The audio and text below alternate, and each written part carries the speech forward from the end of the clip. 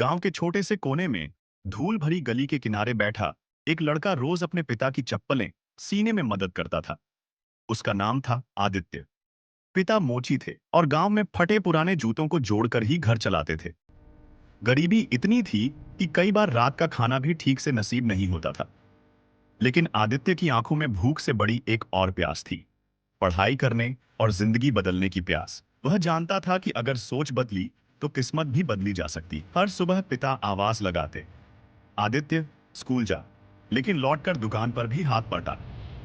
आदित्य किताबों को अपनी सबसे बड़ी दौलत मानता था। स्कूल में जब अध्यापक पूछते, बड़े होकर क्या बनना चाहते हो, तो वह पूरे आत्मविश्वास से कहता, मुझे इंजीनियर बनना है, ताकि अपने गांव में बिजली, पानी और सड़क ला सकूं। सहपाठी हंसते, अरे मोची का बेटा इंजीनियर बनेगा, ये तो मजाक है। लेकिन आदित्य हंसता नहीं, वह बस अपनी किताब और मजबूत इरादे में खो जाता।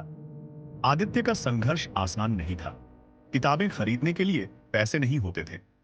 वह पुराने अखबार बटोरकर उन पर नोट्स लिखता।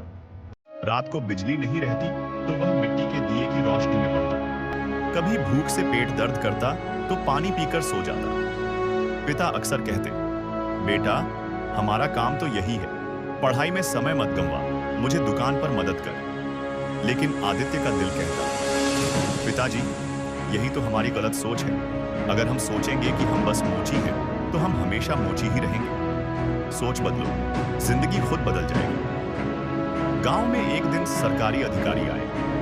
उन्होंने बताया कि जिला स्तर पर विज्ञान प्रतियोगिता होने वाली है। विजेता को शहर में पढ़ने के लिए छात्रवृत्ति मिलेगी। आदित्य का दिल धड़क उठा। यही तो उसका मौका था। उसने भाग लेने का निश्चय किया। सभी ने ताना मारा, किताबें नहीं, साधन नहीं, तू क्या कर पाएगा।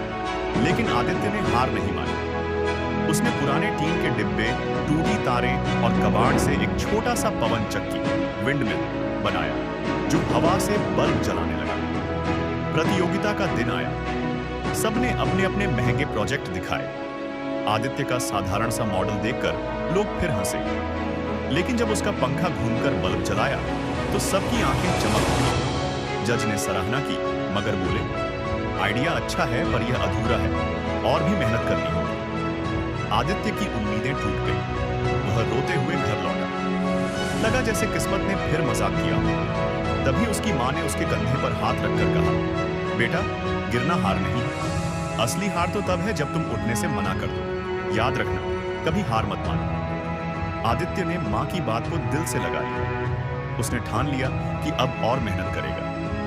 वह रोज किताबें उधार लेकर पढ़ता, विज्ञान के अध्यापक से सवाल पूछता, गांव के छोटे छोटे बच्चों को पढ़ाकर कुछ पैसे कमाता और उनसे विज्ञान उपकरण खरीदता। कुछ महीनों बाद जिले में फिर प्रतियोगिता हुई। इस बार आदित्य ने एक सौर ऊर्जा मशीन बनाई, जो धूप से पानी गर्म कर सकती थी। उसका मॉडल न सिर्फ कामयाब हुआ, बल्कि सभी प्रतियोगियों में सबसे अच्छा साबित हुआ। आदित्य को छात्रवृत्ति मिली। अब उसे शहर जाकर पढ़ाई करने का मौका मिला। गांव के लोग हैरान थे, मोची का बेटा इंजीनियर बनने जा रहा है। वर्षों की मेहनत के बाद आदित्य सचमुच इंजीनियर बना और गांव लौटा। अब वही लड़का जिसे कभी ताना दिया जाता था, अपने गांव में बिजली, पानी और सड़क लेकर आया। जब गांव के लोग उससे मिलने आए तो आदित्य ने मुस्कुराकर कहा, मैं कोई चमत्कार नहीं हूं, फर्क बस इतना है कि मैंने हार नहीं मानी। जब सबने कहा तू नहीं कर सकता, मैंने अपने दिल से कहा मैं कर सकता हूं। याद रखना दोस्तों, सोच बदलो, जिंदगी खुद बदल जाएगी। गांव के बच्चों की आंखों में अब नए सपने थे। वे जानते थे कि गरीबी या हालात सपनों को रोक नहीं सकते।